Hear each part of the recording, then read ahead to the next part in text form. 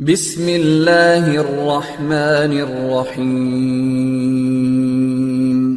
رب زدني علما. So next thing we'll talk about OSPF. OSPF stands for Open Shortest Path First. Now OSPF is one of the commonly used protocol apart from other protocols. Like in terms of service providers, generally you will see the OSPF or the ISS protocols commonly used. Whereas we have other IGP protocols like RIP and EHRP, also the other protocols which are commonly used. Now the OSPF is one of the commonly used protocols, which is the main reason here we can say it is like a standard protocol, which means you can run this protocol on any Cisco or non-Cisco devices. So whether you are running a Cisco router or whether you are running any other Juniper router or any other vendor router, probably you can run this protocol and you can enable the dynamic routing between them on any vendor. So in terms of category, it comes under link state protocol. Like OSPF and ISS protocols, these two protocols comes under link state category. When we talk about other protocols, the RIP or EHRP protocols, they come under distance vector category. Of course, Cisco call this as advanced distance vector protocols. So basically the way they work, now this category defines the way they work. And also the OSPF is a classless routing protocol. Now classless routing protocol means, as you know from the basic CCNA studies like the previous topics, probably you will see like when the router, let's say I'm using 192.168.1.subnet with /28. So when the router is going to advertise the networks, one option is it can either advertise without any mask, like it will simply advertise the network ID without subnet mask information. And that is what we call as classful networks. And the other option is it will advertise the network ID with subnet mask information. So basically that is what classless. Like in today's networks, we'll be using all subnets, all subnetworks. And when you're advertising this with a proper subnet mask information, that will give a proper routing information as well. Okay, so basically the classless networks will carry the subnet mask information, and also they support some VLSM designs which we use in today's production scenarios.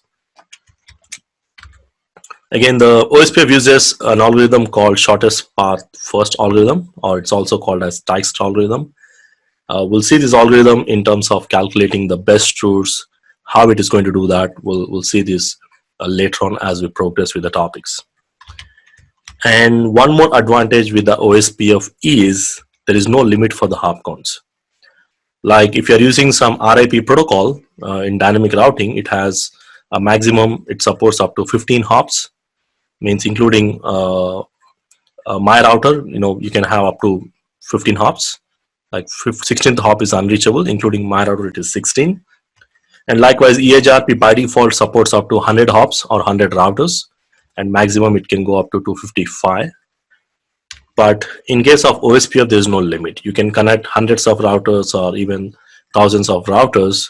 There is no specific limit for this routing protocol.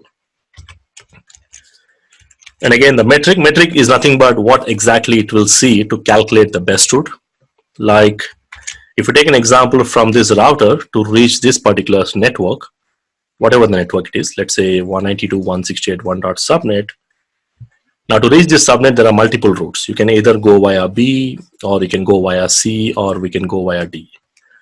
Now to figure out which is the best route, because the router is going to forward the packet from any one route, so it has to figure out the best route, and that best route is calculated based on some values or the calculations, and typically we call it as a metric. Like the RIP will see the number of hop counts. It will see how many hops to reach that particular router. Like from B to A, this is 1 hop, and if you go from here, this is 2 hops, means 2 routers. So RIP will see the hop count, but whereas OSPF will see something called bandwidth. So it will see which route is having a better bandwidth. It will use that particular route, and there is a calculation for that. We'll talk about this calculation more in the OSPF metric topic later on, but this is a formula what it uses normally. So technically we call the metric. Metric means what exactly it will see to figure out the best route. Like RIP will see the number of hops, and whereas the OSPF will see the bandwidth in that particular path. And also there is something called administrator distance is 115. Like every protocol have a default administrator distance, and the default administrator distance is 110 for OSPF. And again, administrator distance, we have seen like it is a trustworthiness of the information received by the router. And of course, OSPF also supports something called load balancing. Now, load balancing means, let's say if there are 3 routes, and on this route, let's say the cost, we'll again talk about cost, what it is exactly. The cost is actually the metric. Let's say the cost on this route is 10, and the cost on this route is 10, and the cost on this route is 20. So the OSPF will by default decide the best route based on the least cost. And let's say both are least and both are best, then it will start sending the traffic from both the sides. And that is what called as load balancing. If there are 2 routes and both the routes having the same metric or same cost, then it will install both the routes and forward the traffic on both the routes. We call it as a load balancing. We'll try to discuss about more on load balancing later on with a dedicated lab. We'll also verify that.